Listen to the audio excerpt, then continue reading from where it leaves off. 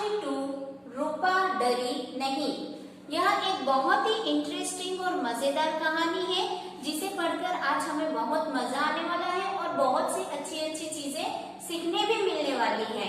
तो इस स्टोरी में यह बताया गया है कि किस तरह छोटे छोटे बच्चे अपनी हिम्मत और अपनी बुद्धिमत्ता से बड़े से बड़े कमाल कर जाते हैं।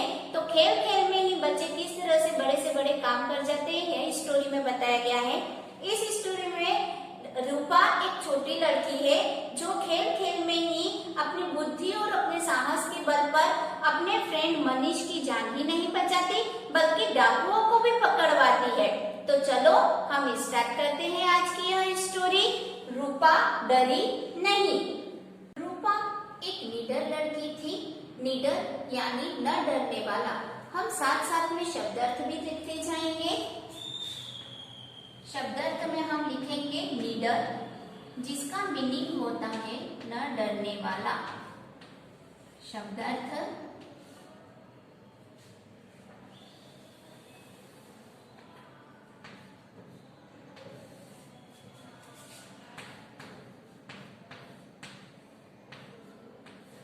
निडर, न डरने वाला।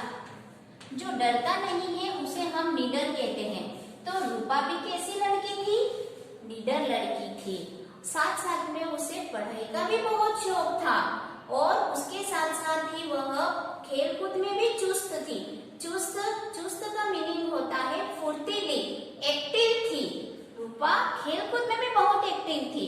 तो हम शब्दार्थ में लिखेंगे चुस्त। चुस्त का मीनिंग होता है फुर्तीली। चुस्त का मीनिंग होता है फुर्तीली, एक्टिव थी रूपा। तो देखो रूपा में कितनी सारी क्वालिटी थी।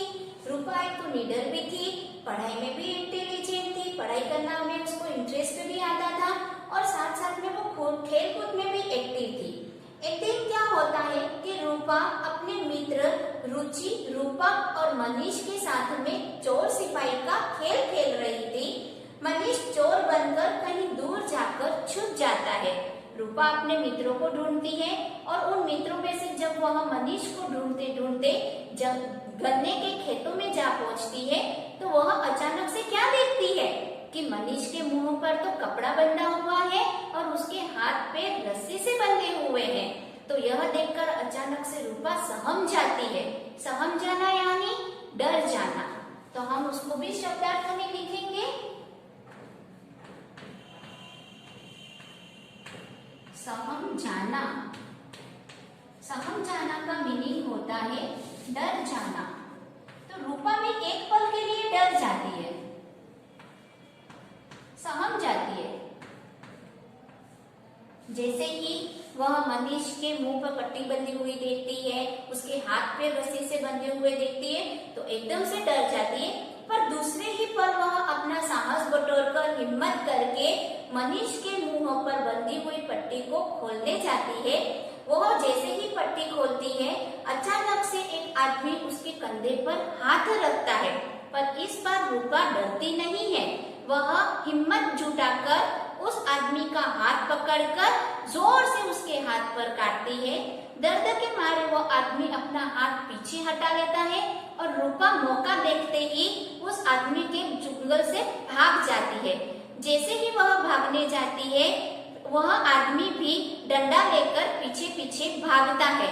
आप इस पिक्चर में देख सकते हैं कि किस तरह से रूपा आगे आगे भागती जा रही है और वह व्यक्ति डंडा लेकर पीछे पीछे रूपा के पीछे भाग रहा है। थोड़ी दूर जाने पर रूपा को अचानक से एक पत्थर दिखाई देता है। रूपा तुरंत ही उस पत्थर को उठाती है और उस व्यक्ति पर निशाना लगाती है।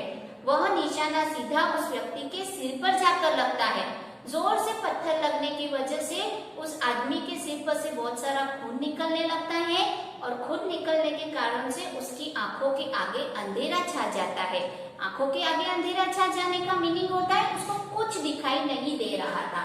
तो हम इसको भी शब्दार्थ में लिखेंगे आंखों के आगे अंधेरा छाना, यह एक मुहावरा भी है। आंखों के आगे अंधेरा छाना,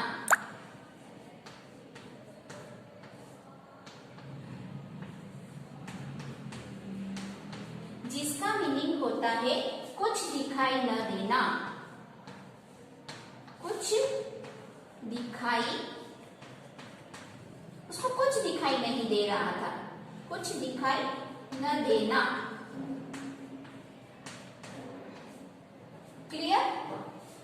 तो उस व्यक्ति को पत्थर लगने की वजह से, उसके सिर पर से खून निकलने की वजह से उस व्यक्ति को कुछ भी दिखाई नहीं देता है, वह लड़खड़ा कर वहीं गिर जाता है। तो रूपा दूसरे ही पल वहां पर पहुंचती है उस व्यक्ति के पास में और उसी डंडे से उस इंसान की खूब पिटाई करती है और पिटाई करने की वजह से वह आदमी वहीं बेहोश हो जाता है।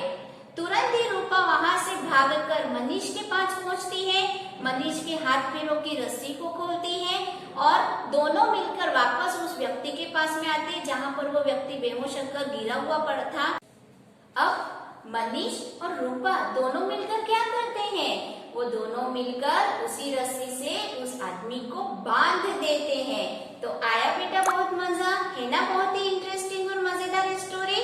तो देखो क्या हुआ कि रूपा एक छोटी लड़की थी, फिर कितनी ब्रेव गर्ल है, उसने अपने फ्रेंड मनीष की जान भी बचाई और इस बड़े आदमी के साथ भी निडर होकर उसका सामना किया।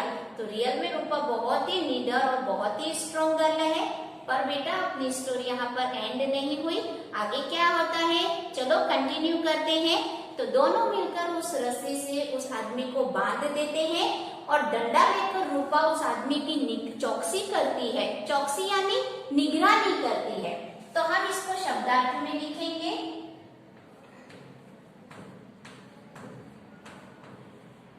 चौकसी, चौकसी का अर्थ होता है निगरानी करना।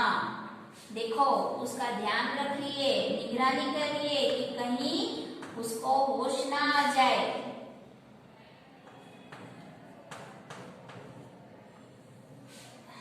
वो आदमी बेहोश हो गया था तो रूपा डंडा लेकर उसकी चौकसी कर रही है, निगरानी करती है कि कहीं उस आदमी को होश ना आ जाए। और मनीष क्या करता है?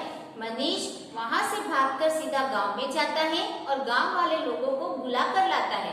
कुछ गांव वाले उसके साथ साथ में आते हैं तो वो क्या देखते हैं कि रूपा एक डंडा लेकर खड़ी है और जमीन पर एक व्यक्ति बेहोश होकर लेटा हुआ है। आप इस चित्र में देख सकते हो कि किस तरह से गांव वाले आकर गोला बनाकर खड़े हैं और रूपा डंडा लेकर उस आदमी के पास में खड़ी हुई है। तो सारे गांव वालों को जब इस बात का पता चलता है, सारा किस्सा पता चलता है, तो गांव वाले रूपा के काम की प्रशंसा करते हैं। प्रशंसा करना मतलब तारीफ करना, बड़ाई करना। तो हम इसको भी शब्दार्थ में देखेंगे, प्रशंसा। जब कोई भी हम अच्छा काम करते हैं तो हमारे पेरेंट्स भी हमारी प्रशंसा करते हैं, हमारे टीचर्स भी हमारी प्रशंसा करते हैं, वेरी गुड कहते हैं, बड़ाई। गांव वालों ने भी रूपा की तारीफ की, प्रशंसा की। तारीफ, प्रशंसा। वाकई में रूपा का काम इतना अच्छा था कि गांव वालों के प्रशंसा के लायक ही था। तो गांव वालों ने भी बड़ाई, उसकी प्रशंसा की। और आगे क्या होता है? गांव वालों आदमियों में से एक आदमी उस बंदी को पहचान लेता है और कहता है, अरे यह तो एक अपने गांव से भागा हुआ दुष्ट खचेरो है जिसे पुलिस कब से पकड़ना चाहती है, गिरफ्तार करना चाहती है। गिरफ्तार करना यानी बंदी बनाना, अरेस्ट करना। तो हम इसको भी शब्दार्थ में लिखेंगे, गिरफ्तार। गिरफ्तार का मीनिंग होता है बंदी बनाना।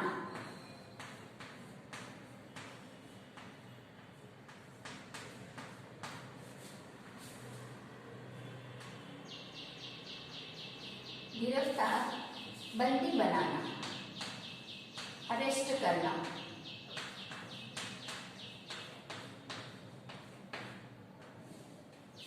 तो चला कि जो व्यक्ति जमीन पर बेहोश होकर गिरा था वह और कोई नहीं, उस गांव का डाकू खचेरू था, जिसे पुलिस कब से गिरफ्तार करना चाहती थी, उसे पकड़ना चाहती थी।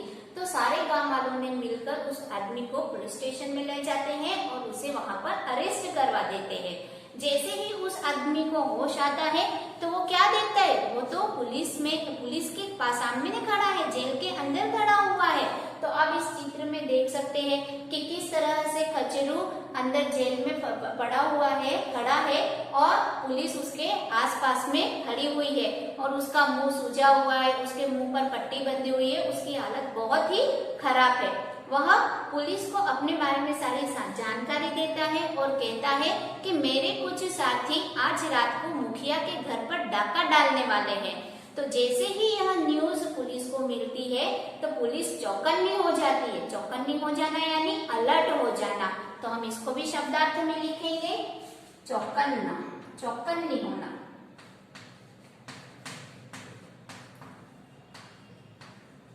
चौकन्नी, सतर्क हो जाती है पुलिस।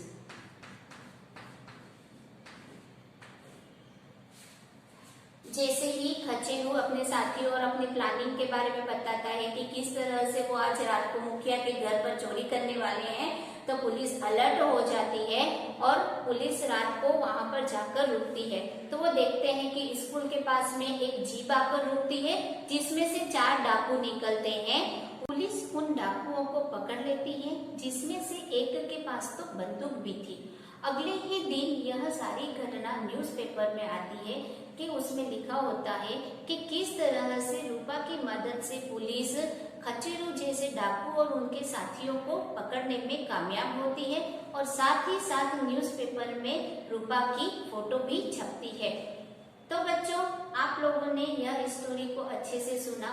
आपने देखा कि किस तरह से एक छोटी लड़की रूपा, जो अचानक से खेल खेल में ही उस पे प्रॉब्लम आती है, मुसीबत आती है, पर वो मुसीबत के समय घबराती नहीं है और डटकर उसका सामना करती है, हिम्मत के और साहस के साथ में उससे सामना करती है और अपने दोस्त मनीष की जान भी बचाती है और खचेरू जैसे खतरनाक डाकुओं को भी पकड़वाती है।